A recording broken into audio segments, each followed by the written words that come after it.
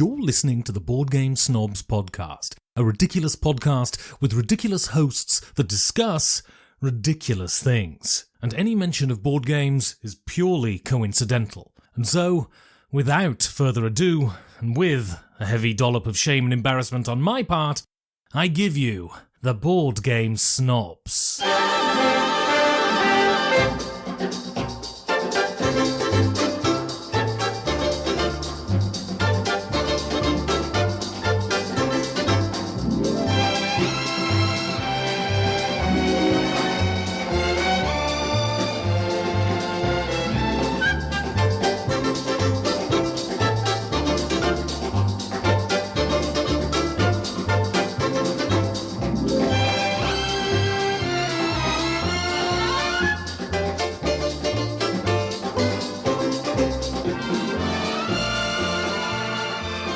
Welcome to another episode of Board Game Snobs. This is your primary host, Gaby, with me today.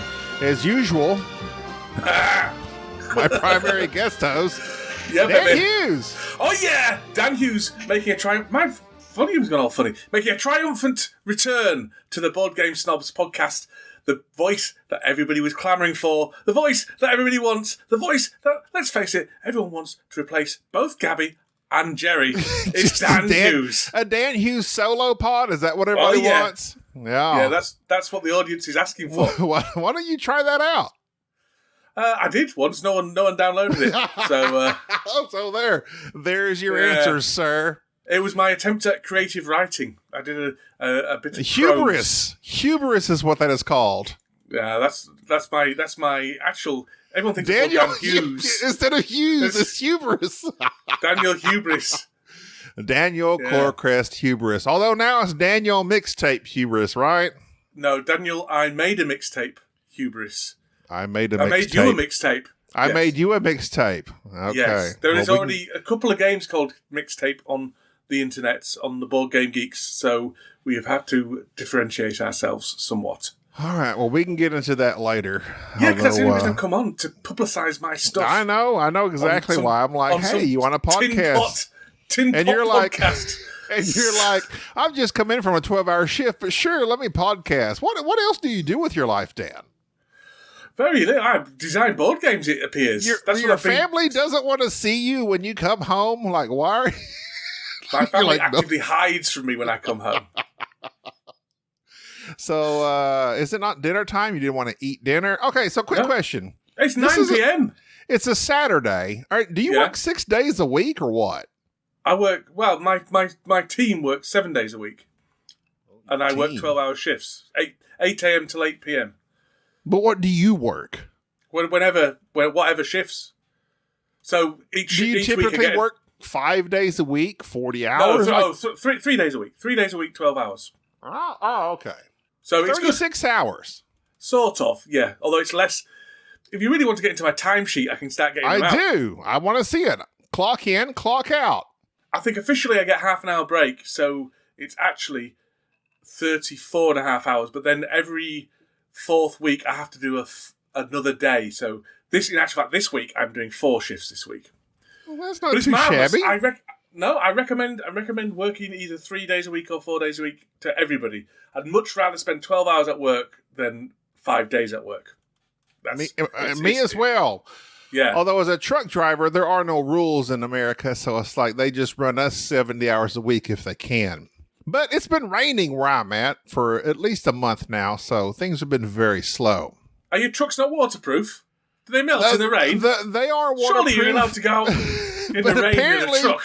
Apparently they don't like, making roads and getting us stuck all the time in the rain. So, right, okay. Things have been very slow at this time of year. And also dodging tornadoes. A second tornado went through just the other day. No one's interested in your tornadoes. It's drizzly in Huddersfield. People are far more interested in the drizzliness of the Huddersfield rain than tornadoes. As they shepherd the sheep on your quaint roads, on your quaint cobblestone roads in the foggy rain. Yes, I know all about England. I watched, let's see, what did I watch? All Creatures Great and Small. All Creatures Great and Small. Absolutely wonderful show. I'm waiting a wonderful for show. season 3, is it? Yeah. You should watch the old ones that were made in the 80s. I have a hard time getting over the aesthetic. Just they look so 80s. Yes, a little bit. But no, I've not seen the new season of All Creatures Great and Small, but my daughter loves it. It's a fantastic family show. I used to be massively into the books. I did not know the show existed until I just happened to be looking for a Downton Abbey wannabe, because that's what us Americans equivalent. Is equivalent a word? Yeah. Let's say yes. Equivalent. James Herriot is autobiographical, so all that stuff happened. Yeah, he's the vet, right? The new vet. Yeah. So they're based on his autobiographies. So All Creatures Great and Small, for those listening, is a show that takes place in a quaint, small British village in which this young fellow becomes a vet in 1930s England. And he's learning that, in small town life where everybody knows everybody, nobody wants this kid from the city coming in and taking care of their animals. Sticking their hands up cows' bottoms. That's like 90% of the show. Is his hand is up the rectum of some cow, sheep, something. Yeah. With those long shoulder-length gloves. Do you ever have to do that, Dan? You don't do that because you're a mind nurse, right? I have cleaned feces this very week, in actual fact. Really? I'll have you know. Why so? Because there was feces on somebody, and I couldn't, in all consciousness, leave the house without making sure they did no longer have feces on them. You're a good man. Just today, as you were angrily awaiting, clean it off yourself, Gabby. You're meant to do that. That's meant to be your job. When you were looking for, but this is all insider stuff on our Facebook groups. Your Facebook group, Sporadically Bored. You were looking for names of your publishing company for your upcoming game. I made a mixtape for you or something. You're looking for names. I made you a mixtape. Going to Kickstarter soon. And you're looking for a publishing name. You had all these these things related to Sporadically Bored, and I was desperately wanting to put you got to have the scat games in there, because y'all are very scatological in many of your discussions, as you were just a few minutes ago. Poo-poo head games. That's what I want to call it. Poo-poo publishing. There you go. Publishing is pretty good. Triple P. Yeah. 3 large P's and just, the little poo-poo emoji. That's your publishing company right there. It's difficult coming up with a publishing name, because you need to have a good publishing name, and it needs to have the domain, ideally.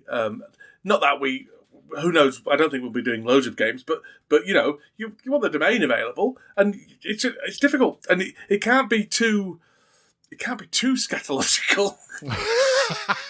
Otherwise, I don't know. Right. Since we've already mentioned it 2 times or 3 times, just go ahead. So Dan Hughes and Mike DeLizio of Sporadically Bored and Dice Tower are making a new card game. Go ahead, Dan. It's a new card game. The theme is mixtapes. You are in the 80s and also 90s. But we'll go. That'll be revealed at a later point. You. I expect Ricky Martin to be one of those cards. Oh yeah. What did he sing again? Boom, La Vida Loca. La Vida Loca. That's right. Da da da da da da. We're trying to work out if you're allowed to use the real names of artists and tracks. I was wondering about that on your cards. Because our thinking is that you can in Trivial Pursuit and things like that, and you can't copyright a band name and you can't copyright a song name, but you can trademark them.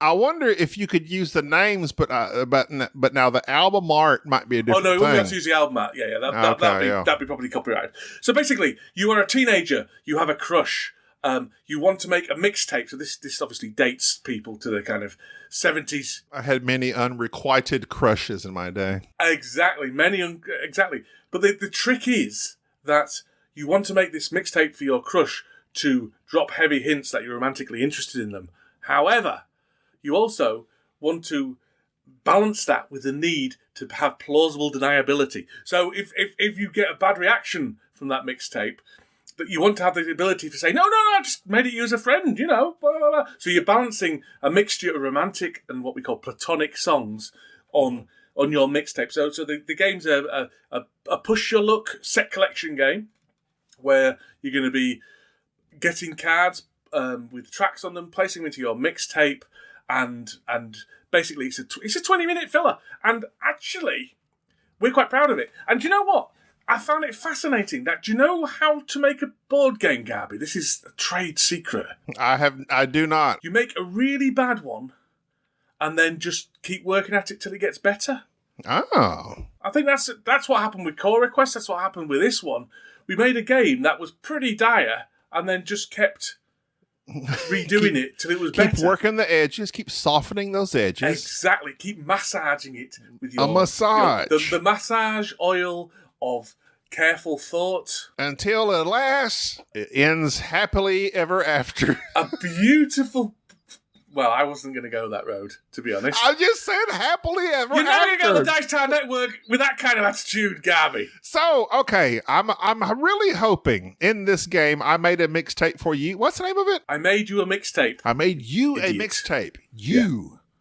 How about I made a mixtape? Oh, but there's the whole thing of you, like... Keep your nose out of our naming protocols. It's because like, you're making it for your unrequited love. Okay, I get it. On your crush. Well, you never know. It might be requited love. Who knows? And so, at the end of the game, do you find out if it's requited or not? Well... I don't even know what requited means, Dan. It means it's the opposite of unrequited. It is when... no, but you find out who the winner is by who scores the most points. You find out who made the best mixtape. But you don't find out if your love is requited. Well, let's say, yes, you do. If you make the best mixtape, then you are the winner and your love is requited. And everyone else dies lonely spinsters. Requite. Make appropriate return for. Interesting. So your love is returned back. Okay. Yes. I got that. I got you. Okay. Yeah. Okay, so in this game, I hope... You've upgraded from your phone that you normally look at, and now you're looking at an iPad. No, my wife bought a new iPad because... Either that or you've shrunk significantly. Because ours died. Hello? Visual humor for an audio podcast. So, in this game, I would hope that my personal tableau building is some sort of stereo-looking device. It is. A tape deck. Well, the tape deck element comes in with the requited love and the romantic songs and unrequited songs, and that's like a graphic equalizer that you've got to keep in balance. An equalizer. That's excellent, Daniel. Excellent. Thank you. So they have to be both in balance, and if they're out of balance, you get minus points. So if you've got an imbalance there, that's minus points. And then the cards... What? Who come up with the equalizer bit? Because that's genius. Let's not say who came up with what idea. That way lies inappropriate credit. Because that is that is genius. Okay, I like that. That was my idea. I don't know. Sure. We're a partnership. We're a partnership. It was my idea. It was Mike's idea. Who knows? If it's a good one... Whose name's going to come first? Dan Hughes or Mike DeLizio? That's the big question. Mike DeLizio, because he needs a break.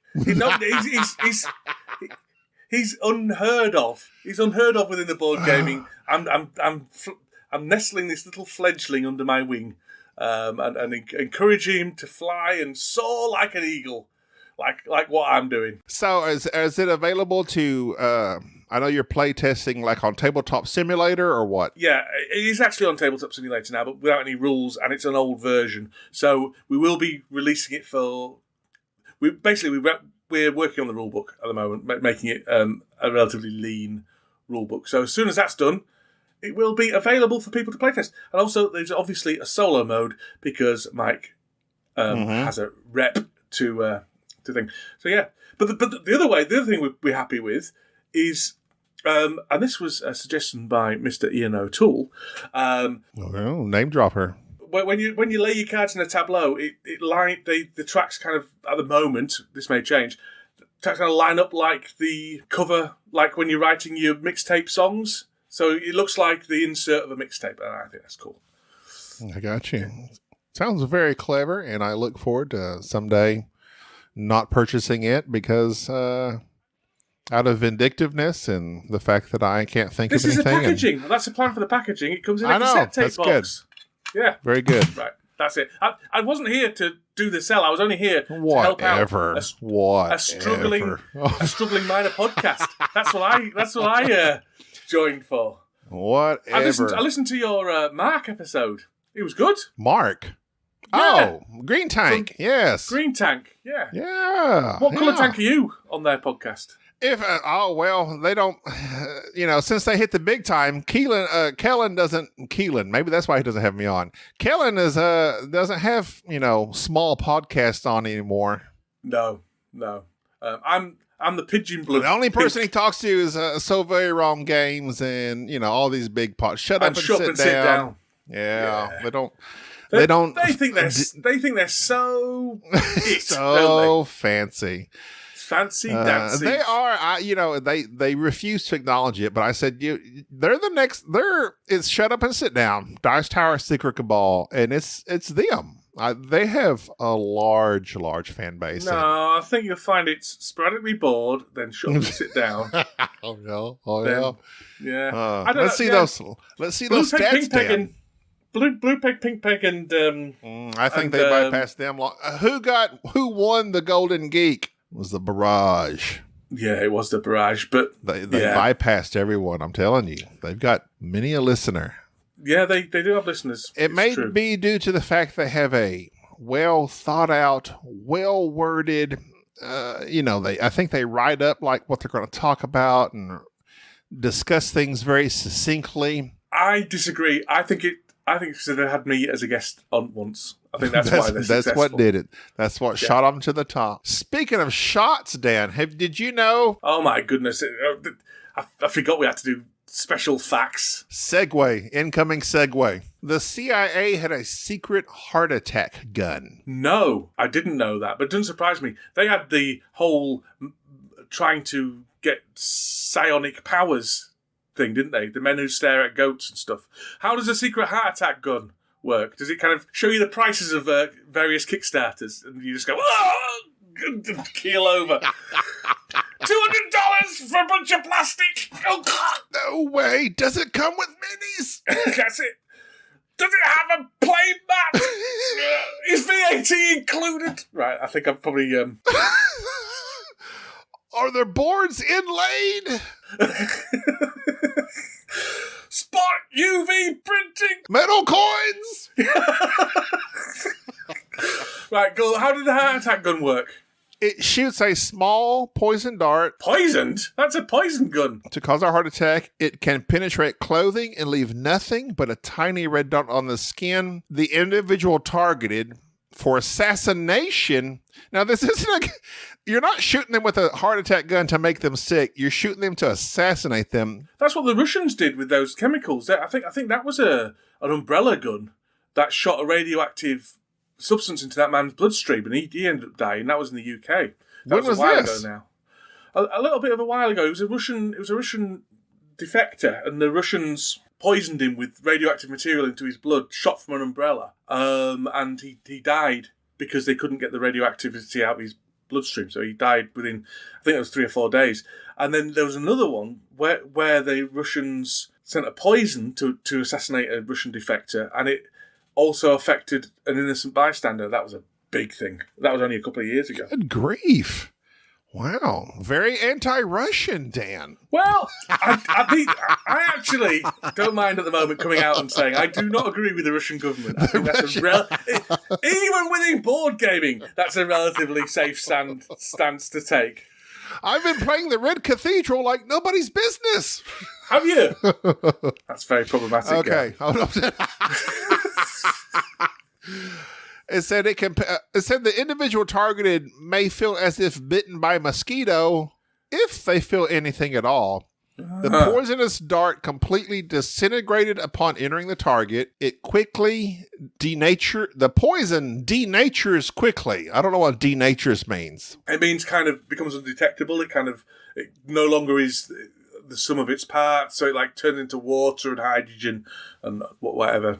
That's why it says, so an autopsy is very unlikely to detect that the heart attack resulted from anything other than natural causes. My granddad died from a heart attack. Do you think the CIA got him? Maybe they got him. Was it in 1975 or before? No, because I've met him.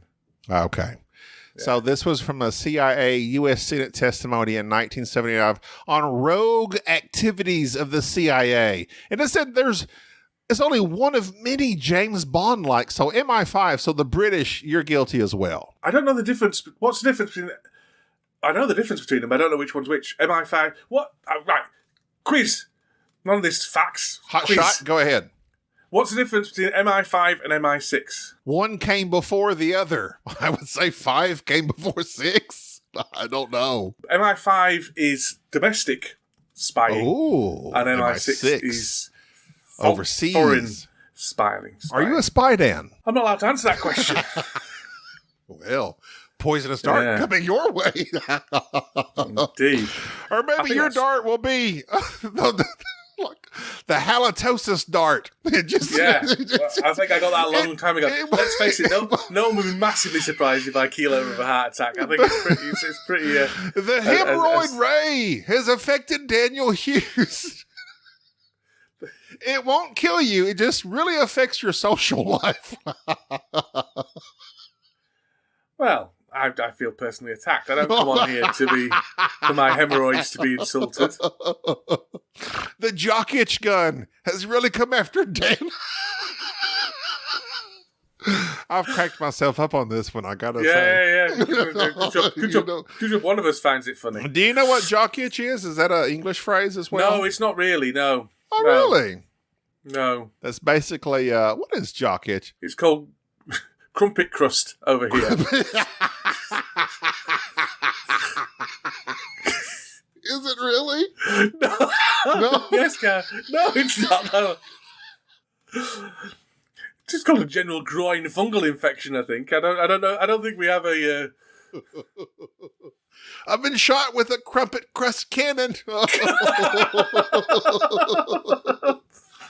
Oh. Anyway, that's interesting. It is. Well, yeah.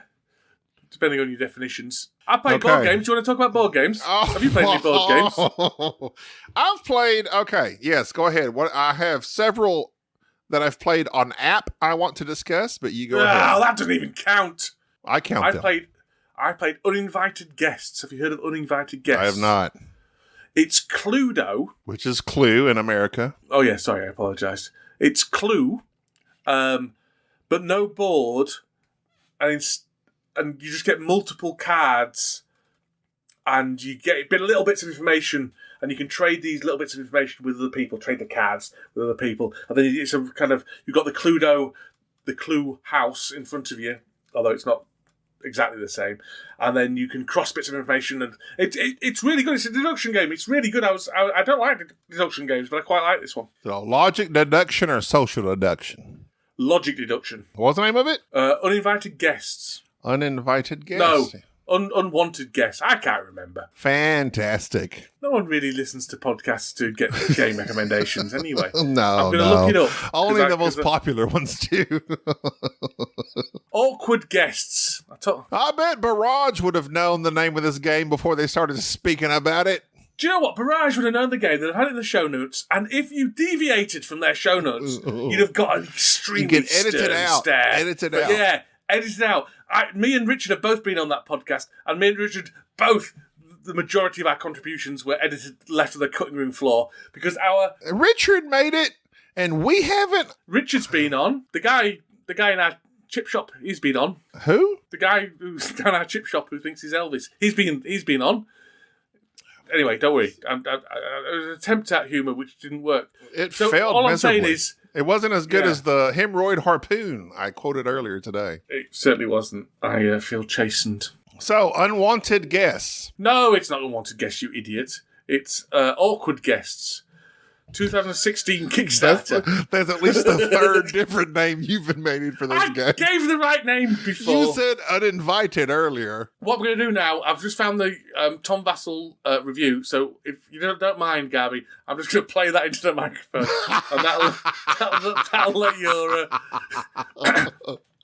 Oh, my goodness. That'll let your listeners know what's what. So, did you like the game? I did like the game. Yeah, I said I liked it. It's very good. It's very good. It's it's a deduction game which I could actually tolerate. I mean, I wouldn't want to play it every day, but no, it was interesting. And it had an interesting thing where you had bits of information which were worth various values and things, and you said, does anyone know anything about Mrs. Peacock in the study?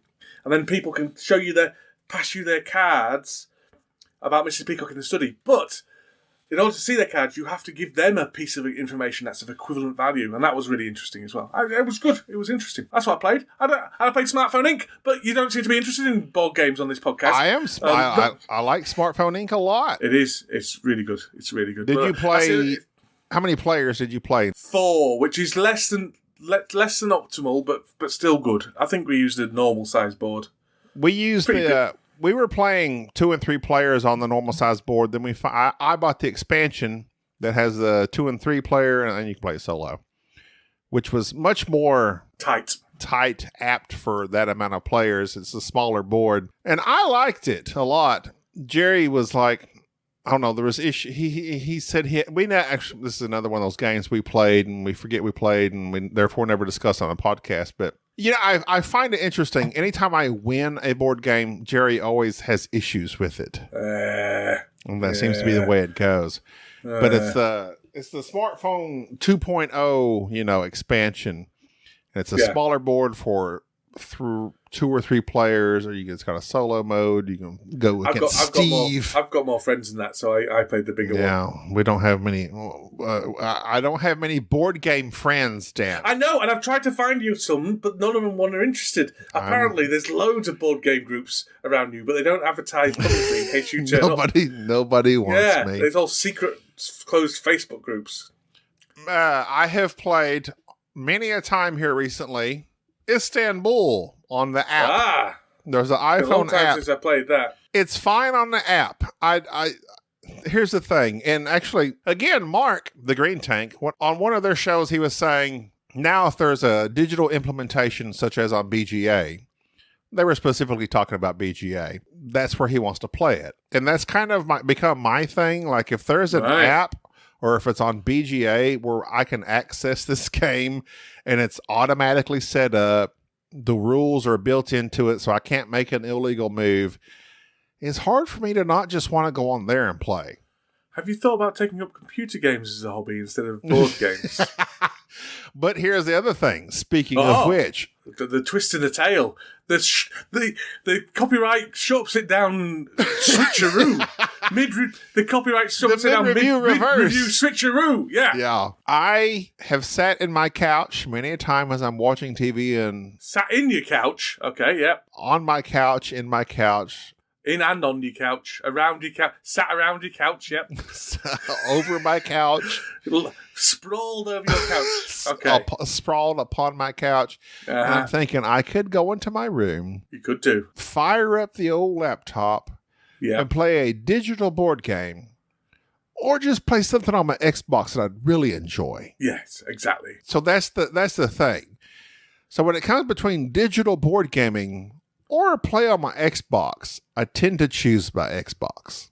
Yes. But when I do play digital board games, I enjoy them. For instance, I played Innovation for the 3rd time ever, and only because it was on BGA, I actually understood what was going on. Really? That must be the first time that's ever happened in a game of Innovation. You should write to Cal Chuddock and claim your prize. There's 105 uniquely written cards, which respect, because I did not know that. Like every card is its own style. It's a lot, but also I understood. Well, my teacher Chesson, a listener of our show, I was playing with him, and he's like, "See these symbols off to the right? For the dogma effect to happen, where I can't do it, you have to have more than me." So, you have all those symbols and castles and there's all those symbols in this game. So basically you're just competing symbols against your opponent. If I have more symbols than you, I can power up this card and use it and you can't. But if I power up this card and use it when you have the same amount or more symbols, then you also get the effect. It's just that type of game. But this is the first time I've played Innovation and understood what was going on, because I played it 2 other times with Jerry. We have it here at the house. It's sitting right there. We've played it. I'm like, I'm just playing cards. I don't know what's going on. Jerry, tell me what I'm doing. And that's what it was very confusing to me. But I don't like it at all for that reason. But with BGA, it's all right there on the screen.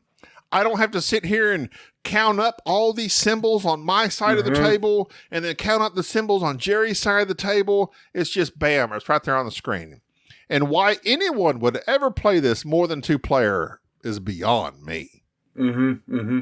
But I enjoyed it on BGA. I really did. Have you played Glory to Rome? No, but I hear it's the exact same game, basically. I don't know. I found it equally as confusing, so perhaps it is.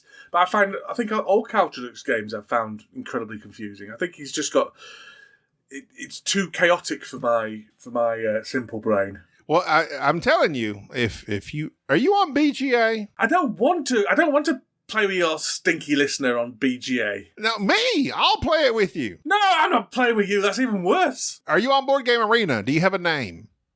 I think I probably do. A long time ago. You signed up years ago and forgot about it. Yeah, that kind of stuff. I played. I don't know. I'm not interested in playing online. I'm not interested. I appreciate that because this is interesting. Is it? This is not interesting because you can't it's the say same those reason words. I don't particularly enjoy playing solo games. Although I do play a few. I'm not really interested in playing a logic puzzle unless I get to rub my victory in someone's face to face afterwards, if that makes any sense. Even the multiplayer solitaire game, I'm interested in the experience of having other people to play with, not interested in the actual puzzle itself. I don't do Sudoku puzzles for fun. I don't do any puzzles for fun. When I sit down and play a solo game, I almost... My favourite solo games are ones that kind of wash over me, that I don't have many decisions in, because I'm not interested in the puzzle, I'm just interested in the kind of calm, meditative effect of it. And the... I don't... It's like... I'm just not interested in the challenge of beating my last score. So, yeah. I don't think BGA's for me, because I know you play with other people, but there's not the same interaction. Yeah, well, I do. The only game I will play Lost Ruins of Arnak and Can't Stop with complete strangers. But pretty much like if it comes to a heavy game, or not heavy, just heavy, singular heavy, Yokohama or anything of that ilk, like I like to play with someone I know. And Board Game Snobs does have a group on BGA, which we have pretty much neglected. I've neglected. And then I was like, we have several listeners that are on BGA. So usually I'll hit one of them up and try to play a game with them. Because I'm the same way. I don't like to play a game that I'm invested in with a person that I'm not invested in. Especially as some of the people you're not invested in are jerks as well. Some of the games I've had on BGA they've started losing, so they've quit, or they've all that kind of stuff. Yes, that drives me absolutely. I've gotten to the point where I've finally played it enough times where even Can't Stop, I'll see somebody sign up for a game of Can't Stop at like 50% of quit rate, and I'll boot out. I'll quit the game and come back in because I don't want to play with somebody that quits. But I played Istanbul on the app, not BGA. The app is very nice. It's got music going. That's one thing I like about the apps, the iPhone apps, and I guess there are apps on other devices as well. But the apps have like music for your solo games, and you can play the AI and they're quick, aren't they? Yeah, it's like I played Ticket to Ride on an app, to be fair, and it's just bang. It'll ruin you. 5-minute game. Oh yeah. You're sitting here. You don't have to wait on this person to make up their mind. You're just playing the robot. It's like makes these decisions very quickly. In fact, I get impatient with the robots because they take 2 seconds to make their moves. And the animation goes on. I go, come on, when's it my turn again? You got to go into settings and amplify their animation forward. I played Raiders of the North Sea on the app, and I've decided. Go on.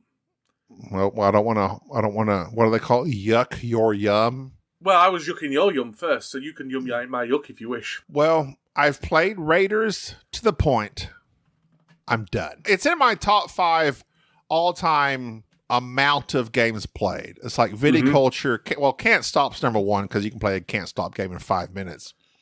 But it's like Viticulture, Can't Stop, Raiders, and a couple other games.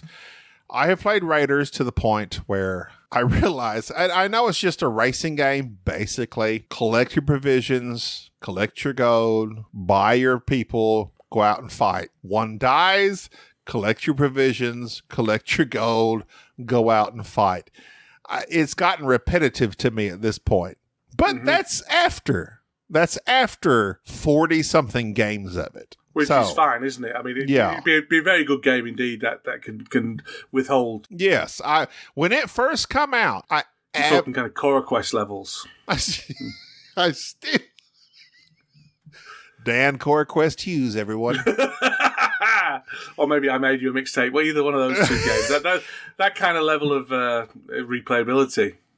It is... Okay, I've played it 30 times. And I've played it. I'm done. I'm over it. Even Raiders of Scythia, which to me combines all the best elements of all those expansions. That's the one I've just bought. That's what I was going to say. I've just bought that online yesterday. It's the best version to me because it does combine the best elements of the expansions and Raiders of the North Sea. But I'm done. Like I've played it enough where I get it, and I will play it again because it's one of those games, and I loved it because I comprehended it very quickly. And whenever I do that in a game, I'm very happy because I'm very slow at comprehending games. I'm very slow. It means it clicks with the way you think, which does. And it's one of those games that, like, as soon as we played the first couple rounds, I was like, oh, okay. And it just provided this feeling to me of a satisfaction as I played the game. And I was in love with Raiders, and I don't know that it ever made my top 10 or so, but it was very, very close. But now at this point, I've played it to death. I'm not done with it. I won't say I'm done with it, but it's not...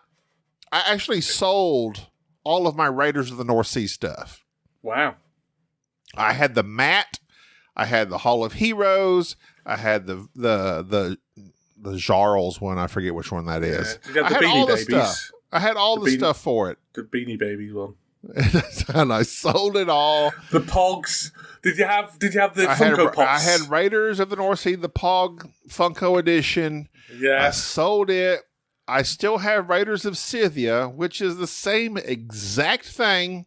Better or worse art? Gaby? I don't like it as much as... It's not as pretty. I think it's better. I don't like it because I liked the bright blues. I like the board of Raiders of the North Sea. To me, it was bright and cheery. Do you like those mobiles you hang over your bed as well? The Raiders of Scythia, to me, is... the play mats you put down, you can spin a spinner and open a page in a book and stuff like that. Scythia is lots of brown. Lots of brown in Scythia. Earth tones is the way you describe that. No. Earth tones. Sophisticated earth tones. Give me the bright blues of the North Sea. Instead of Teletubbies bright blues. Yeah. Me and you have very different taste in games. I very different taste in everything. I don't think we'd get on in real life. If you weren't a figment of my imagination on the internet, I don't think we'd get on. I think I'd come around to your house and I'd go, friends. That game's rubbish. You don't like Libertalia, so you're an idiot. Airlines is a rubbish game. Airlines? Wait, what? I don't know. I've never played it. I'm just looking at Airlines Europe. Oh, right, whatever. A fantastic game by Alan R. Moon. Yeah. You need to stop making games. Greedy bugger. Let other people have a go. What's... Yeah. Did you know... I did. Oh, gosh. That bowling balls, the finger holes in bowling balls have been found to contain substantial amounts of fecal contamination. Yeah. Do you go bowling in the especially after you've been UK? Oh. Well, I don't think it's as popular an activity as in the US, and I'm basing this on my extensive knowledge of the Flintstones. But yes, there are bowling alleys in the UK. Yes, I have been bowling. There's a game, though, it may be a Canadian thing, where it's like a small ball and like candlestick pins. Maybe it's called Candlestick Bowling. Is it called Pontoon? No, that's not it. Is it called Moose Ball? But there's a game, I've seen it because someone mentioned on a previous podcast of ours, instead of a large bowling ball, it's like a ball that could fit in the palm of your hand, and it's more like you just throw it really fast, and the pins are a lot thinner. Maybe that's just a natural thing of, Canadians generally being thinner than Americans. Probably so. Yeah. Nonetheless, those finger holes full of feces. Feces. Yeah. Anywhere where you stick your fingers full of feces. Everywhere. Yeah, it's everywhere. It's coating a thin film of it coats every item in your kitchen. Thin microscopic film of feces. Come on. Next interesting fact. He's got like pieces of paper. He's like a newsreader. He's got pieces of paper on one side. He's got his iPad on the other. He's got like so many things going on. He's like tapped into the matrix of useless, boring facts. I also played. Oh. Pause for edit point.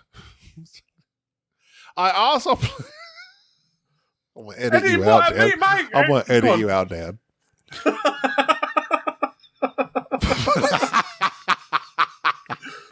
Go with I also played Scythe on the app. The iOS app Scythe. I thought you were going to say something interesting then. No, I'm not going to say anything interesting. Scythe, the game, and what the app told me was the exact same feelings I have for the game. It's not that interesting. Like, there's this massive, beautiful board. You have all these beautiful pieces. You have, especially if you have, the deluxe edition with all those Stonemaier bits.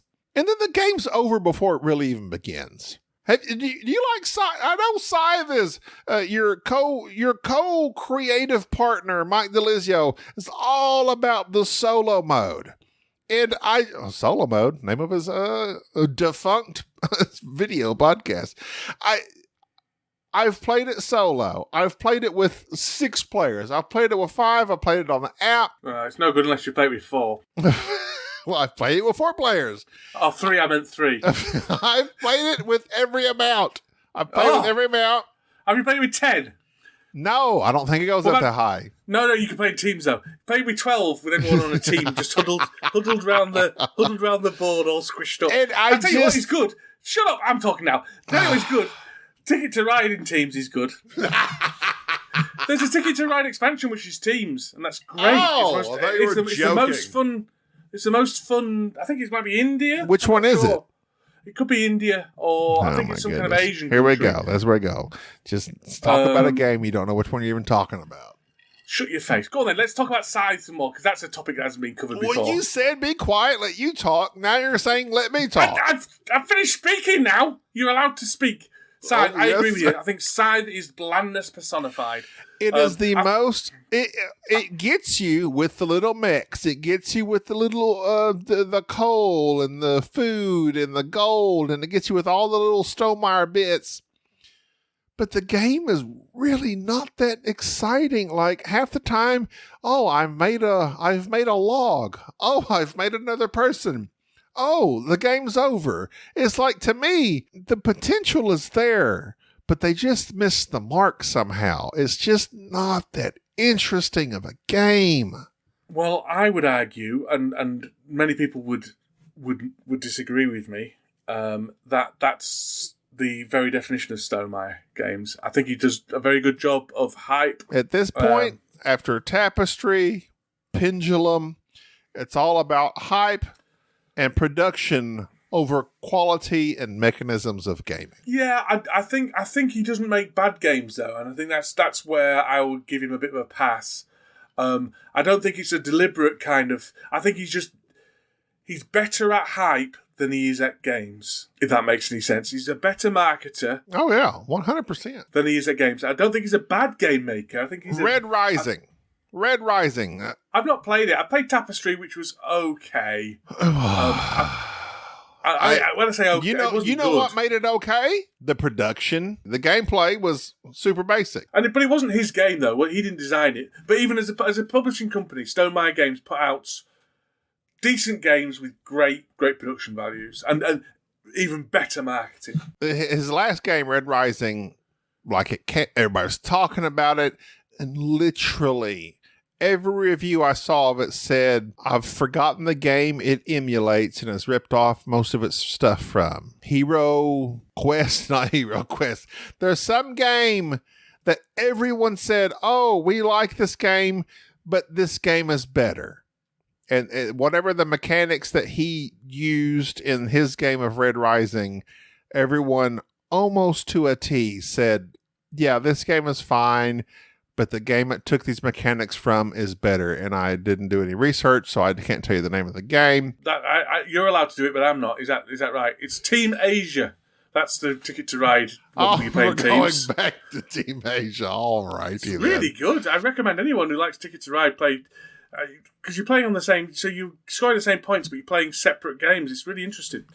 I saw Ben. We're going to completely leave Red Rising where it was. It's garbage.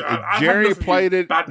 Jerry played it at BGG and said it's one of the worst game he's ever played in his life. He hated it. Ben Maddox played Ticket to Ride United Kingdom, which was when it came out here, there was a Pennsylvania map and the United Kingdom map on the other side. Yeah. That's the same as here. Yeah. I don't have a Ticket to Ride, super basic game. I get that. It's not something we would go to play because it's a lighter than I enjoy at this point in my board gaming career. But I would like to play. I want to play Markland. I want to play the Nordic countries, and I'd like to play the United Kingdom map. United Kingdom's really good. It's quite a complex game. It certainly bumps up the heaviness. I mean, it's not massively complex, but it's certainly more complex than Ticket to Ride normally would be. I would like to play it.